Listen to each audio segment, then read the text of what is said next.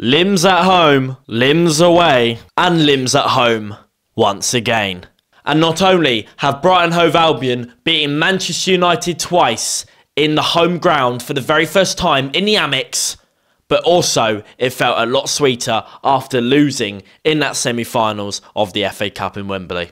Now, I bet a lot of you are thinking, Luke, what is this strange thumbnail going on this video? We've got half of it on Brighton versus Manchester United, and then the other half, we've got Brighton versus Everton. So what's this all about? Well, basically, on today's video, we're not only going to be talking about the match reaction of the Manchester game at home that's just happened, but we're going to be also talking about the Brighton versus Everton match coming up on the Monday.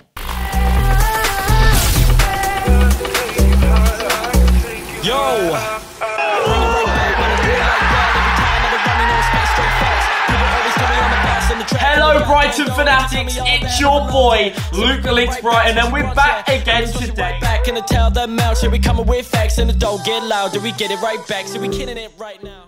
And yes, starting very strong and positive, of course, Brighton have now beaten Manchester United in the last 3 matches against them in the Premier League. We're not talking about the FA Cup, it can get out of here.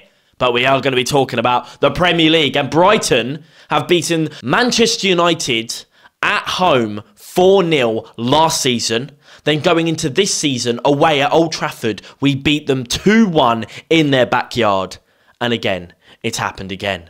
Literally, last Thursday, McAllister with a very late penalty, 99th minute, which is apparently is one of the latest, or the latest, penalty in the Premier League ever. So that's pretty cool. Now, I suppose the first thing to talk about is the interesting lineup. Yes, there was a few interesting things about this game, but not just, obviously, the Manchester game. Going against Wolves as well, we had a very interesting lineup. But De Zerbi did it again, but he did it with Moises Caicedo. Like, he put Moises Caicedo in right back. Now, it was interesting. We were all sceptical. But then again, I was thinking at the time, you know, we all questioned the Wolves lineup, but we ended up beating Wolves 6-0. And it was our biggest, like, goal-scoring game and a clean sheet we've ever had. So, in the Premier League. So, we're normally used to seeing Veltman and Gross there. I mean, if Veltman's not there, Gross will fall back into that right-back area. But both Veltman and Gross, I don't even think were even on the bench. So it was an interesting one. What were we going to see from Moises Caicedo being at right back? But I'll tell you what, it was a pleasant surprise because Moises Caicedo played that role very, very well. By nature, he's defensively up here. We call him in Ecuador the Pulpo Caicedo, which means octopus. He's everywhere. Yeah. He touches the ball wherever it goes, and he controls it. So he will be an octopus today, and Brighton will come on top. Yeah, and still talking about Roberto De Zerbi, he actually had an illness apparently, and that's why he didn't even do the press conference for the Manchester United game, but he was shown and he was seen on the touchline, and he did attend the match, so that is good to see. Okay, so heading straight to the match and talking about, you know, how I thought the game played out.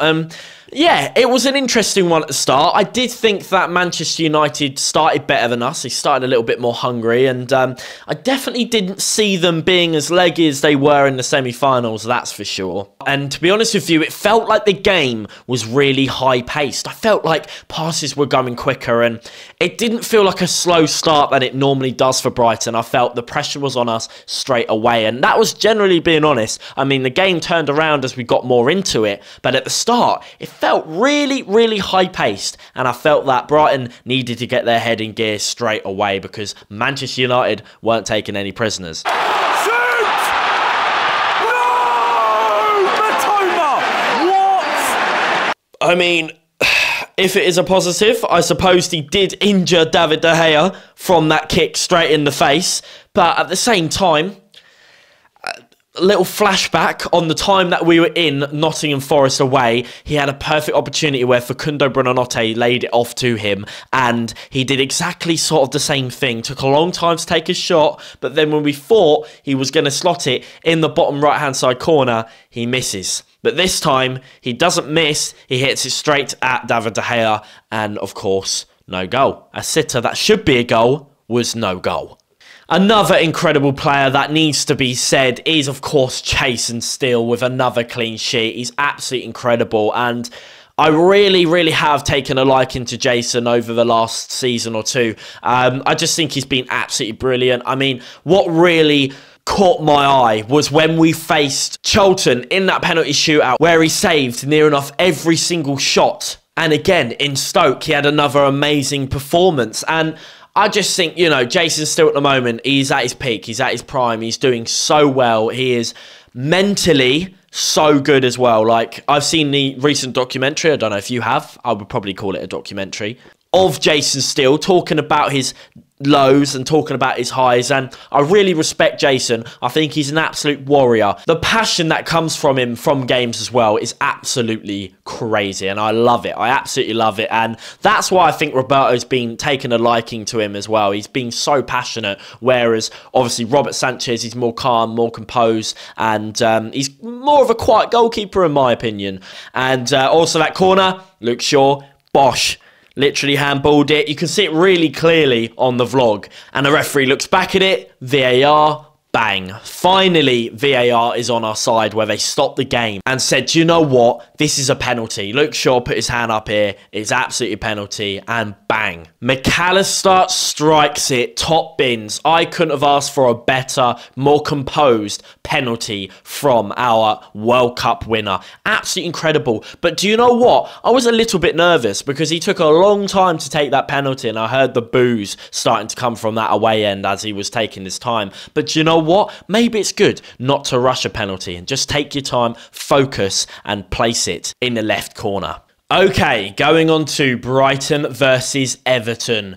7th versus 19th. Now, this is going to be an interesting one because Everton are fighting. Now, the points are so even and so close down at the bottom half of the table, and we're both fighting. We're fighting for Europe. They're fighting for survival.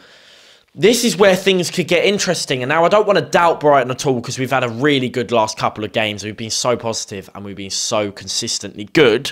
But at the same time, this could be a really weird match where it could go the complete opposite, where Everton can get this absolute fighting spirit to come and absolutely wipe us out. But I do not think that will happen, and I will stay confident and positive that Brighton will get the 3 points in the end. Now, Jordan Pickford, in my opinion, he seems to carry that defence a little bit. He's such an incredible goalkeeper. Now, a lot of people used to say, oh, Jordan Pickford, he was only good for England, but never good for Everton.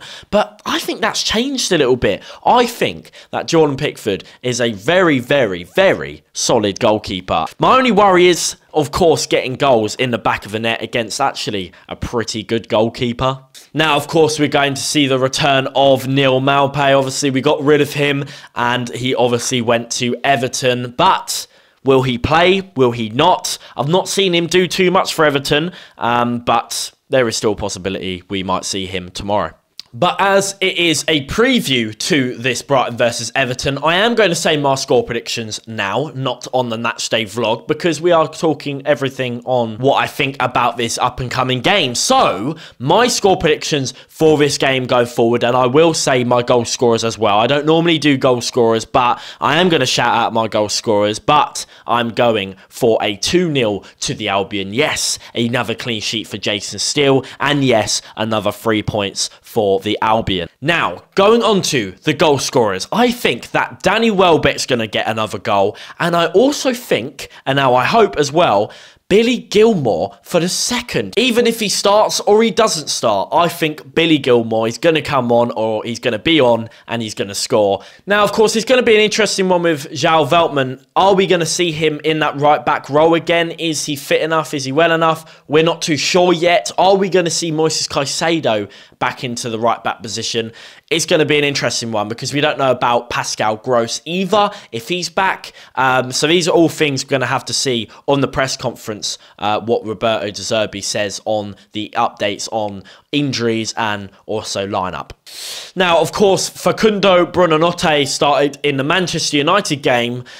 I'm not so sure if he will start again for the Everton one. I'm going to say he's not. I'm going to say March will come back into the starting lineup once again, and Facundo will go back on the bench, maybe as a super sub. But it was interesting last game to see Facundo Buonanotte start over Solly March, because I can't remember the last time Solly March was playing on the bench. But the last time we played Everton in the Amex Stadium, we lost 2-0 last season. And yeah, wasn't the best of games. But I will say, in the last 2 games, we have beaten Everton. So just like Man United, if we beat Everton again, it will be 3 Premier League wins against Everton in a row. But both of those wins have been away at Goodison Park. I mean, we were there in early January, beating them 4-1. Pretty good end result there, winning by a lot of goals, getting that goal difference really up there. And I'm hoping to get some good goal difference off of Monday. And that's why I'm saying a clean sheet,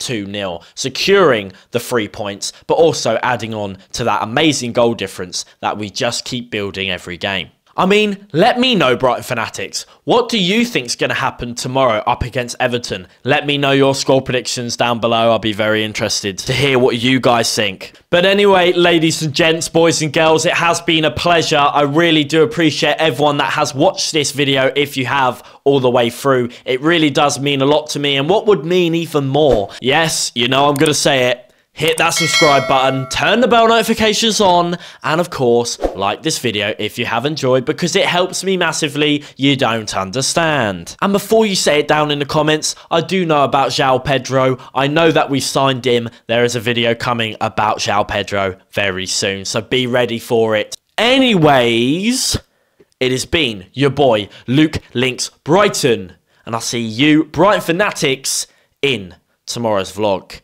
La Bash.